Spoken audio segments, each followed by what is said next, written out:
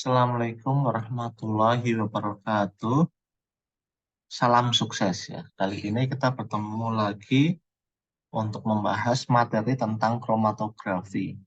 Kenapa saya membahas tentang kromatografi? Karena untuk FR-FR ini ya PPPK untuk farmasi itu ternyata banyak keluar ya tentang kromatografi. Sebelum itu marilah kita subscribe dulu ya channel ini. Channel ini di @PPPK 2022. Atau untuk teman-teman yang pengen coba ikut try out, bisa membukanya di sini ya, karena di www.pppk.my.id ada link pendaftaran untuk try out-nya. Ya, kromatografi merupakan teknik pemisahan ya, pemisahan suatu campuran menjadi komponen-komponen.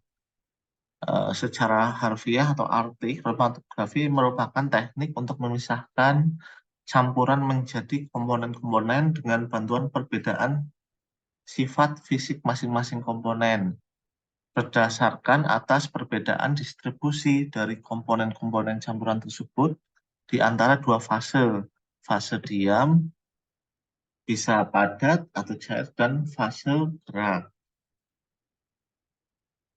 Ya, ini penggunaan kromatografi ya untuk analitik dan reparatif.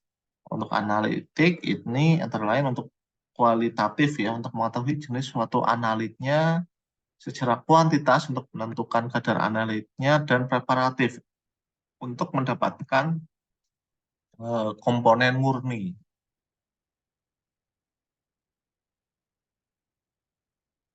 Pemisahan dalam kromatografi terjadi karena perbedaan kecepatan migrasi dari berbagai komponen dalam campuran ya. Kalau kecepatan komponen penyusunnya itu beda-beda, maka em, akan menghasilkan ini ya panjang yang berbeda. Dengan kata lain, pemisahan terjadi karena perbedaan waktu tampat masing-masing analit dalam fase diam ya. Jadi waktunya itu berbeda-beda sehingga kita bisa mendapatkan hasilnya, hasil penilaian dari apa nilai analitnya seperti apa. Penyebaran komponen campuran sepanjang fase diam, ya, karena campuran ini akan menyebar ya sepanjang fase diam. Jadi tiap tiap komponen itu akan berhenti di posisi yang berbeda. Nah, ini jenis-jenis kromatografi ini sering keluar ya untuk di ujian PPPK farmasi. Ya, berdasarkan teknik kerja yang digunakan ada kromatografi kertas, kromatografi kolom, kromatografi lapis tipis, kromatografi gas. Kromatografi kertas yaitu menggunakan kertas selulosa murni yang digunakan murni yang memiliki afinitas besar terhadap air atau pelarut polar lainnya. Nah, di sini digunakan untuk memisahkan campuran dari substansinya menjadi komponen-komponennya. Ya, ini sering keluar ya. Ini kromatografi kertas menggunakan selulosa, ya, selulosa murni. Prinsip kerjanya, pelarut bergerak lambat pada kertas. Komponen-komponen bergerak pada laju yang berbeda dan campuran dipisahkan berdasarkan pada perbedaan bercak warna. Ya. Ini prinsip kerjanya juga sering keluar ya di ujian ya, di ujian sering keluar. Pemahaman terkait dari prinsip kerja kromatografi kertas. Nah, fase diam itu kertas serap, fase geraknya adalah pelarut atau campuran pelarut yang sesuai. Nah, fase diam ya ini poin yang sering keluar di ujian ya. Fase diamnya adalah kertas serap, fase geraknya adalah pelarut atau campuran pelarut yang sesuai. Kemudian jarak relatif pada pelarut disebut dengan nilai RF yang dapat menentukan kualitatif dibandingkan dengan standar. Ya, ini juga terkait dengan apa itu nilai RF, itu sering sekali keluar, ya, sering sekali muncul di ujian PPPK ya. farmasi utama, baik tenaga teknis kefarmasian atau asisten apoteker dan apoteker ya. Ya, nilai RF yaitu jarak relatif pada pelarut ya, yang dapat menentukan kualitatif dibandingkan dengan standar. Nah, ini rumusnya ya. Rumus RF adalah jarak yang ditempuh oleh senyawa bagi jarak yang ditempuh oleh pelarut ya. Jarak senyawa dibagi jarak pelarut ya. Jarak yang ditempuh senyawa dan jarak yang ditempuh oleh pelarut. Ada beberapa FL yang ada. Ini ada hitungannya ya. Hitungan singkat ya. Hitungannya sangat singkat. Tapi kalau nggak ada rumusnya atau rumusnya kebalik, sama aja bohong ya. Maksudnya nggak tetap aja nggak bisa mengerjakan. Ya, cara menggunakan kromatografi ini menggunakan tas Wattman nomor 1. Sampel diteteskan pada garis dasar kromatografi kertas. Kertas digantungkan ya, sampel diteteskan ya pada dasar kromatografi kertasnya ini.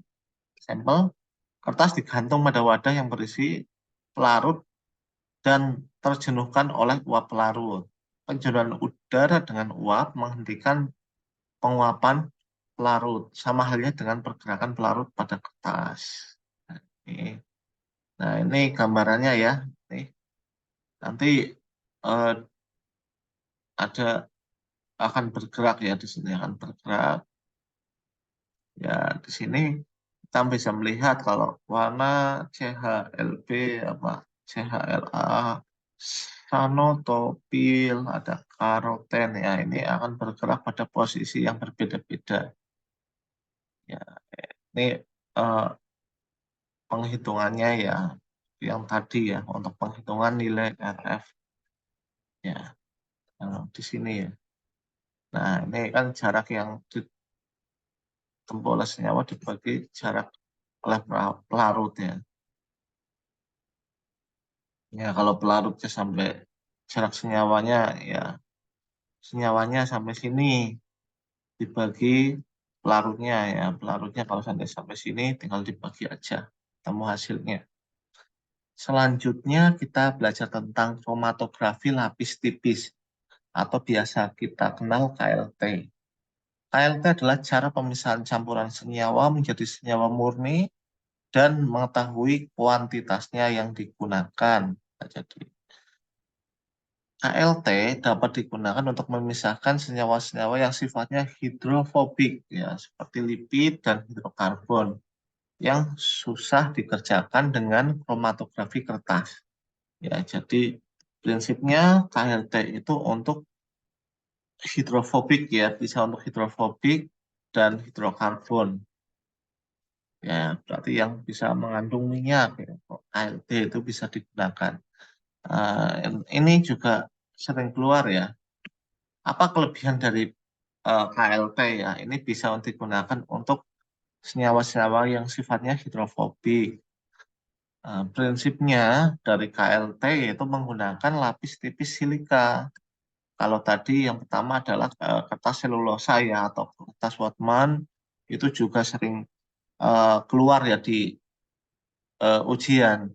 Kalau KLT ini menggunakan silika ya atau alumina ya yang seragam pada sebuah lempeng gelas atau logam atau bisa juga plastik yang keras ya.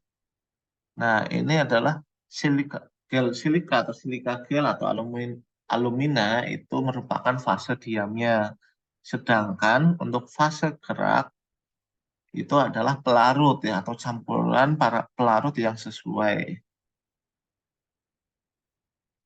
Pelaksanaan ini biasanya dalam pemisahan warna yang merupakan gabungan dari beberapa zat warna. Nah, cara penggunaannya yaitu hampir sama ya dengan ini kromatografi kertas. Hanya saja pada KLT fase diamnya menggunakan plat gelas atau logam atau aluminium foil. Sedangkan pada kromatografi kertas kan menggunakan kertas saring ya, kertas Wattman. Ya, ini gambarnya ya dari KLT. Ya, nanti ini kan akan bergerak ya, bergerak. Ya, ini sebelum di spray, ini setelah di spray, ini memiliki panjang yang berbeda. Ya, ya, nanti inilah yang dihitung nantinya nilai RF. Kromatografi kolom ya, kromatografi kolom. Kromatografi kolom bekerja berdasarkan skala yang lebih besar ya, menggunakan material terpadatkan pada sebuah kolom gelas vertikal. Ya, ini ya gambarannya ya, nanti dia akan bergerak di sini ya. Prinsip kerjanya didasar pada absorpsi komponen-komponen campuran dengan afinitas berbeda terhadap permukaan fase diam. Adsorben bertindak sebagai fase diam dan fase geraknya adalah cairan yang mengalir membawa komponen campuran sepanjang kolom. Sampel yang memiliki afinitas besar terhadap absorben akan secara selektif tertahan dan afinitasnya paling kecil akan mengikuti aliran pelarut. Ya, poin di sini adalah yang afinitas besar ya. Afinitas besar dia akan tertahan. Ini sering muncul di ujian. Cara menggunakan kromatografi kolom ya. Misal, memisahkan campuran dari dua senyawa yang berwarna, yaitu kuning dan biru. Warna campuran yang tampak adalah warna hijau. Ya, ini pertama ini penutup keran dibuka untuk membiarkan penutup keran ini ya dibuka untuk membiarkan pelarut yang sudah berada dalam kolom itu mengering ya sehingga material terpadatkan rata ya. Ini rata di pada bagian atas dan kemudian tambahkan larutan secara hati-hati dari bagian atas kolom. Lalu buka keran kembali sehingga campuran warna akan diserap pada bagian atas material terpadatkan sehingga akan tampak ya seperti gambar ini tadi. Tambahkan pelarut baru melalui bagian atas kolom, jangan sampai merusak material terpadatkan dalam kolom. Ya, ini ya.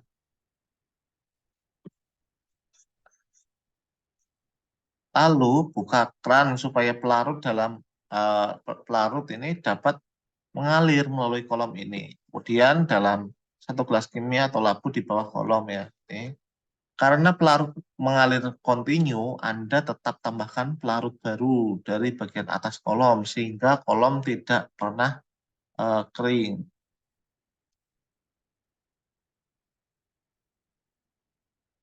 Ya, jadi di sini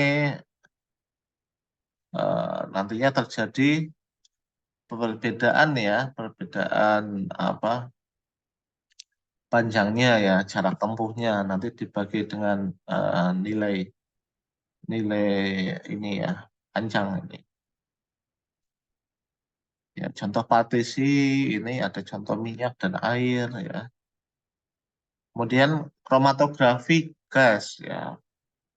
Biasanya ini soal yang keluar di kromatografi gas itu terkait dengan kelebihan ya. Kelebihan kromatografi gas. Kenapa menggunakan kromatografi gas seperti itu ya untuk di soal-soal PPPK farmasi. Kromatografi gas merupakan proses pemisahan campuran menjadi komponen-komponennya dengan menggunakan gas ya sebagai fase bergerak yang melewati suatu lapisan serapan atau sorben yang diam.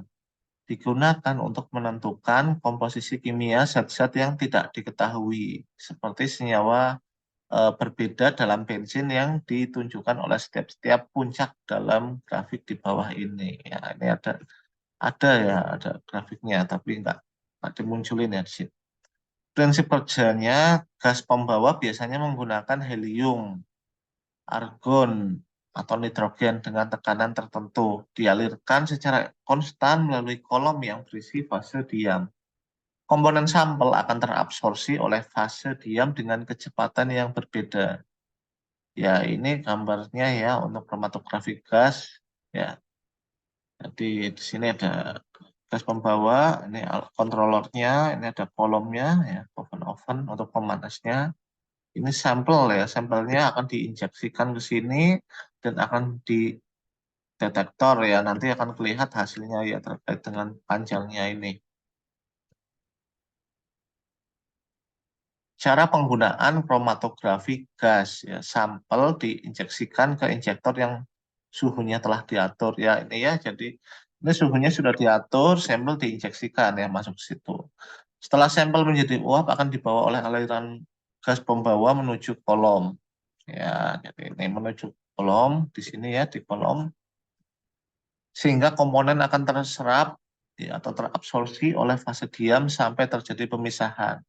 Komponen yang terpisah menuju detektor akan menghasilkan sinyal listrik yang besarnya proporsional. Sinyal akan diperkuat oleh amplifier, kromatografi akan dicatat oleh recorder ya berupa puncak ya. Jadi ini recordernya ya. Recorder ya ini akan terlihat ya berupa puncak-puncak seperti itu. Ya jadi yang sering muncul di ujian ya ini fungsi dari recorder ya. Di sini adalah namanya aja recorder ya. Nanti mencatat ya. Fase stasioner dan fase mobile apa atau kita sebut fase geraknya. Fase dalam kromatografi atau fase stasioner ini salah satunya fase diam. Dapat berupa adsorben cairan tipis yang dilapiskan pada penyangga padat gel penukar ion ya seperti resin. Kemudian fase mobile merupakan fase bergerak, merupakan cairan pengelusi atau gas. Ya, sudah habis ya. Eh, Ya, sekian penjelasan materi dari saya terkait dengan kromatografi. Semoga bisa bermanfaat untuk ujian teman-teman farmasi ya, baik apoteker maupun asisten apoteker. Wassalamualaikum warahmatullahi wabarakatuh.